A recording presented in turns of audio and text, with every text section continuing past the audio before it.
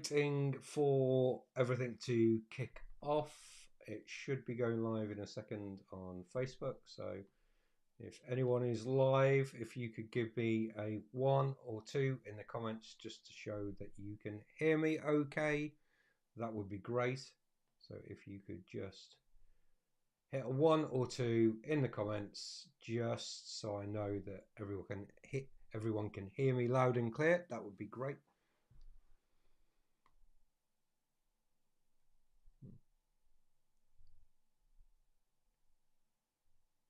Not coming up as live at the moment for some reason. Ah, there we go. I am live. Wow, that is zoomed in on my head. Wow. Well, welcome. Good evening. It's Monday the 6th of July. I was having a call with a client earlier on, and we were talking about feast and famine sales cycles. And it's not unusual for most businesses to have these peaks and troughs in their business. So I decided to show them um, one of the frameworks that I use to scale businesses. So if I just share this, you should be able to see a presentation screen. I've got this going live to different platforms, so excuse me for repeating. There's an error on. There's an error on YouTube, I think that is. Streaming. Not sure. Maybe that is. Yeah, anyway. So,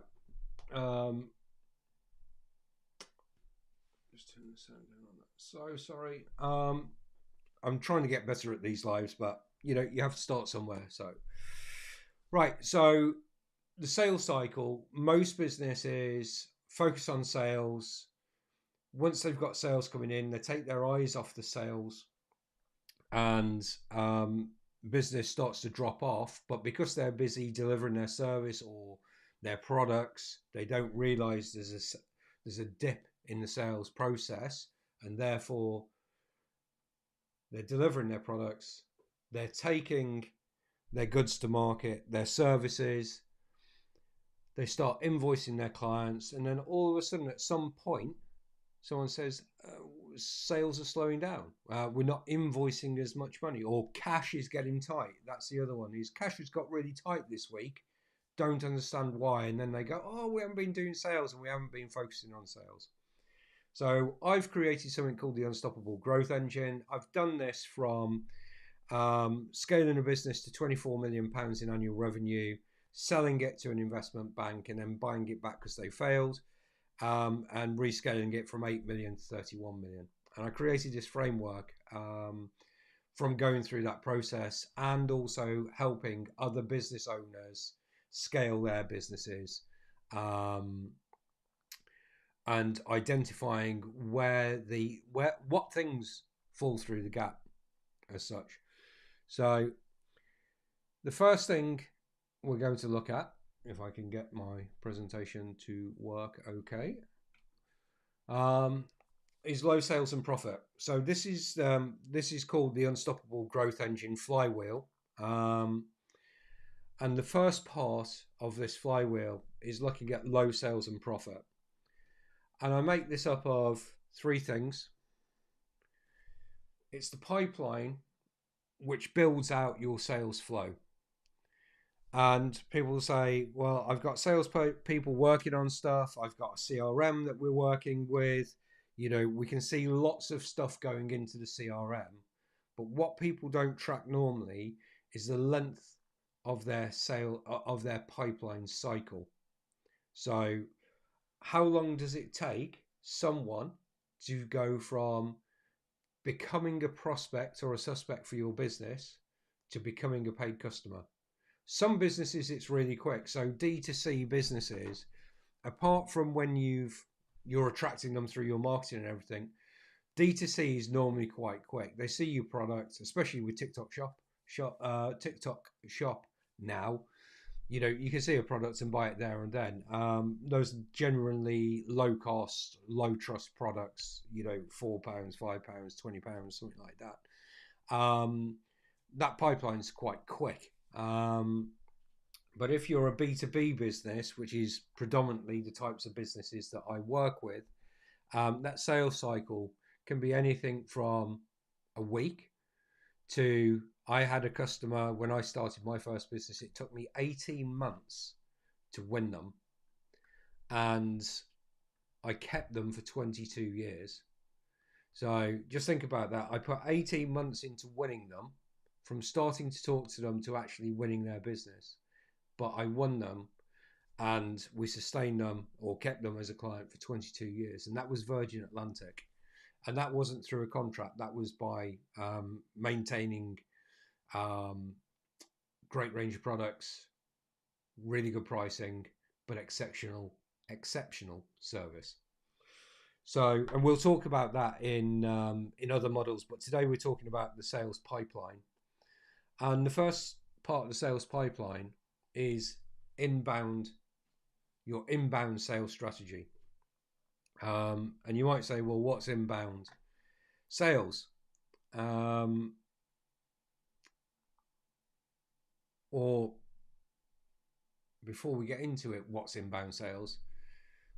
Let's talk about the way lack of sales makes us feel. So normally, if things are good, we don't really care too much about them, or we're not too worried about it. If we're not tracking our numbers, which we should be tracking our numbers daily, by the way. But when you're a startup or a scale up and you haven't gone through the process and the highs and lows that I've been through, you normally put a lot of time and energy along with your team in sales. You get the sales, and then your focus drops off it. And when that happens, we feel constantly anxious about where the next client is coming from. We feel exhausted from chasing and always pushing clients to make a decision. And we're never being pulled. We're constantly pushing. We feel invisible doing great work, but nobody outside our immediate network knows about us. Frustrated that the inferior competitors seem to be everywhere. We feel trapped in the business, and that the business only moves when you as a business owner does. And you probably feel undervalued. Sorry, I made some notes and I've written something down. When you write something down and you can't understand or remember what you meant by it. Feel undervalued, winning work on price because prospects don't see the difference. And you feel isolated, no peer group, no sounding board, and you're carrying that weight all alone. Well, I'm going to be doing this series of lives where you can follow along.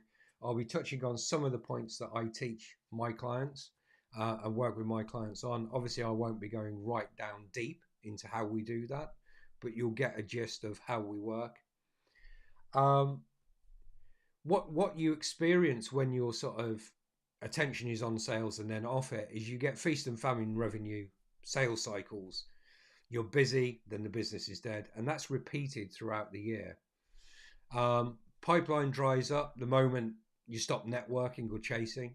In fact, one of my clients, someone's just gone on holiday, and we've just picked up that whilst they're on holiday, no one else is picking up what they're doing. So we've identified a gap in the sales process within the business, that when this one particular person goes on holiday, sales start to drop off in that division of the business. So we're putting a process in place to fix that. You constantly over reliance on referrals from a small handful of contacts. So what we want to do, without going too deep into all my notes because there's quite a lot, there's a massive impact on the team. Uncertainty filters down to staff, and they can sense the instability. Not sure.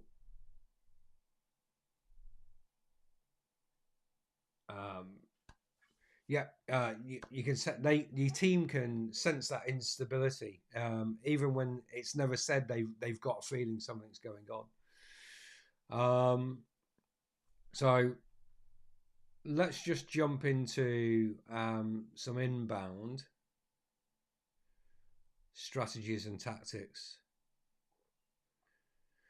Or before we do that, let's just talk about the cost of doing nothing. So if you do nothing about it, you're going to continue getting the same um, fluctuation in the business, the reactive, non-reactive, the pushing customers to try and make those decisions, and you're going to have another year of feast and famine if you do nothing about it. If your competitors work on inbound, outbound, and tracking their metrics better for their pipeline than you do, they're going to compound their visibility whilst you remain invisible. So if you keep doing what you're doing, which is, insane to keep doing the same thing and think that you're going to get another result or a different result to what you have done, but your competitors probably are working on this stuff as we speak. The business becomes harder to scale, harder to exit, and harder to value. So if your idea of growing the business is to, have it as ongoing recurring revenue and profit for the family, whether you want to scale it and sell it, whether you want to retain it as a pension pot, whatever your long-term goal is for the business, if you're not working on your pipeline constantly, and when I say constantly, I mean daily, then the value of your business is going to be less. You're going to find it incredibly hard to sell it, and it's not going to operate without you, or without you being involved in the business on a day-to-day basis. And these are the things that business owners who scale and either can pick and choose when they work, but still take a really good salary, or grow the business and exit. This is where they differentiate from those who are growing a business and just making a living. So, and if that is the case, if you don't do anything about it and you don't start to improve your pipeline, you as the business owner or the manager of that business, you'll stay trapped in the business forevermore. You won't be building it. You'll constantly be spinning lots of different plates. So if you have tried inbound marketing, you've probably posted on LinkedIn sporadically, but not been consistent with it. So, you post for a week, you do it 3 days in a week, you don't get anything back, so you stop. By the way, I've been doing LinkedIn now. Well, I've had a LinkedIn account since LinkedIn started, but I used LinkedIn to find suppliers for my last business, which supplied airlines and cruise ships with food and beverage. If you don't know who I am, that's what I used to do. So if there was a new brand coming to market, I'd find that brand on LinkedIn. I'd go and talk to them and then ask them about distributing their product to those sectors. And then obviously since then, and now with my advisory business, I use LinkedIn to get clients, whether that's non-exec roles, chairman roles, fractional work, or even ad hoc calls to help someone with a challenge in their business. And that's what I do now. But I hired a LinkedIn coach about 6 years ago, and it's been a slow process, but consistency does get you there. And you also need to test a lot of different things with your LinkedIn, whether that's your banner, whether that's your bio, whether that's your about section. You've got to try different things and different wording. You'd be surprised how much a change in one of those can change, the results that you get. So you might have run a webinar or done a trade show. You've seen no immediate results from those, and you've just concluded that it doesn't work. You've possibly paid an agency to do your marketing for you. And there's lots of marketing companies out there which are absolutely brilliant. And if you want to know one or two, depending on what you want to achieve. Reach out to me in the comments and say marketing company, and I will send you the ones which I would highly recommend, depending on what you're wanting to do. But there are also lots of agencies out there which just popped up during COVID. They became agencies and they haven't got a clue what they're doing. They're not professionally run marketing agencies, and you can spend a lot of money there, not get any results, and then you think that marketing doesn't work, but it does if you do it correctly. And if you've tried everything, at once, committed to nothing consistently, you'll see no return. And there's a great book by Darren Hardy called The Compound Effect, which talks about doing things consistently. And if you do it consistently enough, you get better at it, but also you start to get better results. So that's the compound effect. So just to talk very briefly about strategies and tactics, and I'll just cover one tonight, and then tomorrow night I'll do some others. So there's different categories of inbound, but tonight we're talking about content-led. So here's a list of some content-led inbound strategies to help you improve your pipeline. So SEO, organic blog content, targeting your buyer search terms. So for instance, if you were in air conditioning, your buyer would obviously search air conditioning companies in my area, air conditioning installation, again in the area. For my business, it would be how do I scale my business? That would be a search reference that my clients would be looking at. How do I improve profit in my business? How do I raise funds for my business? How do I get investors into my business? What do I do if I have a bad investor in my business? Those would be SEO organic blog content topics that you would look for. You could do long form guides, white papers and frameworks. So a few months back, I did an AI framework, which it's the top 10 points to look at if you're starting to implement AI into your business. So this is the tool I would use to do this. This is the questions you should ask yourself before even looking at AI tools. If you want it, just comment AI framework questions, and I'll send that through to you. Case studies, client success stories. So testimonials are really good. You could do these as videos or written.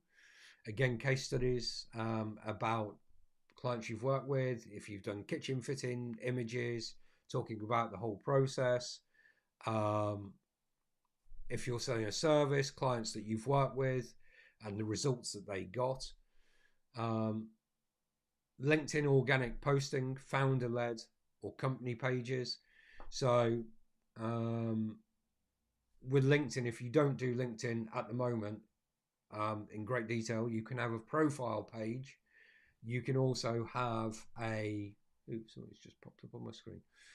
You can have a profile page, or you can have a company page.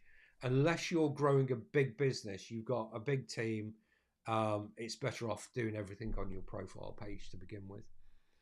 You can do video content, YouTube, LinkedIn, native, Facebook. I'm on Facebook, YouTube, and Instagram tonight. So those are the channels that I'm on tonight.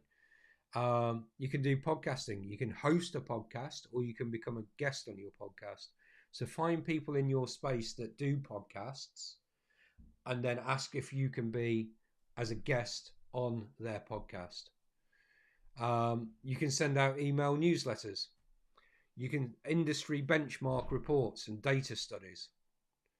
You can offer tools and templates and calculators as lead magnets.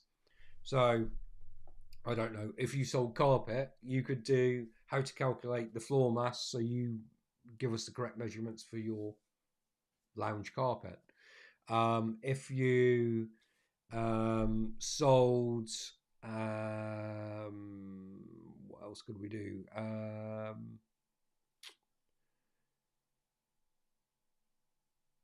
Templates, tools and calculators. These are the 5 ways that I would grow profit in a business, or these are the 5 ways I would multiply sales and profit in a business. So think of things relevant to what your customers are searching for and write content about those. It's gone on a little bit longer than what I anticipated. So tomorrow we'll stick on inbound strategy. I'm hoping to do this a bit earlier, around about 3 o'clock tomorrow. So tomorrow, inbound strategies, we will be talking about webinars and events. I'll just do a recap tomorrow very, very quickly, and then we'll come back and we'll do webinars and events, how we can use those to drive more footfall into the business and the pipeline. I hope you've enjoyed this piece of content. Excuse me, it's a bit, stuttery and everything. I'm still getting used to doing lives and the tech, so appreciate it. If you could put a like or a comment, on this would be great. Just drives the algorithm. Also, if you don't follow me if you own a business, especially if you're a B2B business. And also, I am running an event next week, the 16th of July, how to create predictable revenue in your business, which is all about this subject. It's a free event. You can register on Eventbrite. So if you want the link to that event, 16th of July, 4 o'clock UK time, send me a message saying masterclass, and I will send you the link to the booking on Eventbrite. Thanks very much indeed for watching.